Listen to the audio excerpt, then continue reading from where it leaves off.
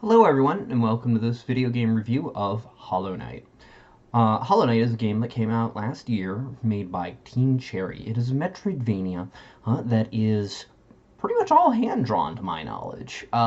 Very beautiful game for that. So, I loved this game. I lost many hours to this to the point where I was getting annoyed with how much I was playing it. As in, I wasn't getting anything else done, like these videos. But I was enjoying the game. I couldn't stop thinking about it. I just wanted to play it. Pretty much up until I beat it and at least got to the real final boss. It is one of those, hey, here's the one final boss, now here's the alternate final boss, like a lot of the Castlevania side of Metroidvanias do, at least since, well, actually all of them now that I think about it, ever since Symphony of the Night. And I'll get to something about that later, not so much the boss itself. I'm not going to spoil anything, just a recommendation of you might want to avoid that part. So the game is really enjoyable. Combat is very detailed. Reacts very well. It does not like the hitboxes are really well done, and the game has a wonderful curve. You get better with it as you go. Like your character improves, like most Metroidvanias. The big thing being you also get the ability to swap. I think they're crests in and out. They're things that you pick up, and while the game kind of has a magic system, it's completely negligible, except for like actual using it for exploration levels. It's not like it was in Symphony of the Night, where you actually put in the equivalency of fighting move inputs and would use actual spells, and also didn't need to actually find them. You just had all of them but didn't know them. These you need to unlock and gain, and they are needed for certain things. The basic one of these is being your range attack, but you get all sorts of kind of things all the way up to the end of the game. Like I forget if it's the evade or evade through things or double jump you get at like the very end of the game. Honestly, if you like Metroidvanias or you like a game that focuses more on exploration and environment, um, go for this. A lot of people, when it came out, were comparing it to Dark Souls, and there's two aspects of that. First off, if you want a game that plays like Dark Souls, like its combat and everything, this is not that game.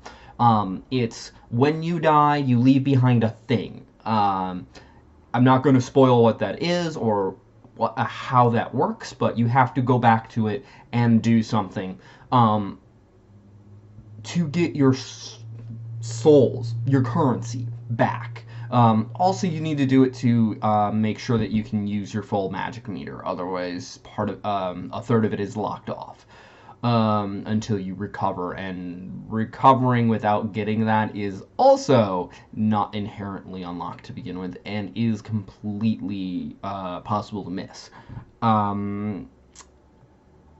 With that said, the other thing being a lot of the lore is told through items, those same crests or whatever, I can't remember what they're called at the moment, and have a lot of descriptions on them, as do a lot of the monsters and everything. So that's where you get a lot of the lore. Two caveats though.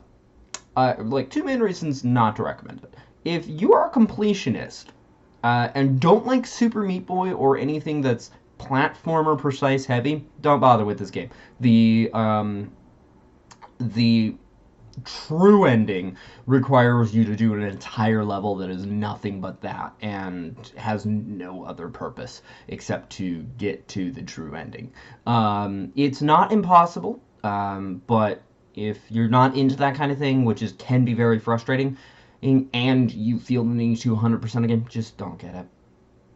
But I recommend the game I recommend putting your completionist nature aside. I did. Also, if you don't like bugs, avoid this game like the plague. Everything is insect motif. Every living creature in the game has some sort of insect motif, including your own character, which I believe is supposed to be a stag beetle. There is actually a area of the game that unsettles me heavily, and I still managed to play through it. But yeah, almost like not all of them are blatantly like, oh look, this is a spider, this is a blah blah blah blah blah blah. There, a lot of the friendlier things are humanoid, but not everything is, and some things are just, I have too many legs, or I have too many eyes, or whatever unsettles you about insects, including spitting at you. Not that insects really do that. Not the point. Honestly, I highly recommend the game. At the end of the day, if you like hand-drawn games, you like games where the combat or movement is very good, you like Metroidvanias, get this game. Um, the new game plus is really just a challenge mode. You can't. It's like Diablo hardcore. You can't die. If you do, you start over. Um, And oh, also the game does keep adding new content for free. I believe they're on their second with a third one coming, including that one actually having a new game plus. I played the game last back when only the first of these three was out. I do want to play through the game again at some point, but it is a giant time sink. I think I put 30 something hours into it just playing the original playthrough. Um, but yeah, regardless. Thank you for watching. This is my first video game review, so please be a little nice about it. Don't need to be, but that would be nice. Um, if you liked this video, feel free to press the like button. If you think somebody else will enjoy it, feel free to share this video. If you don't like this video, go ahead and press that dislike button, but please leave a constructive comment as to why.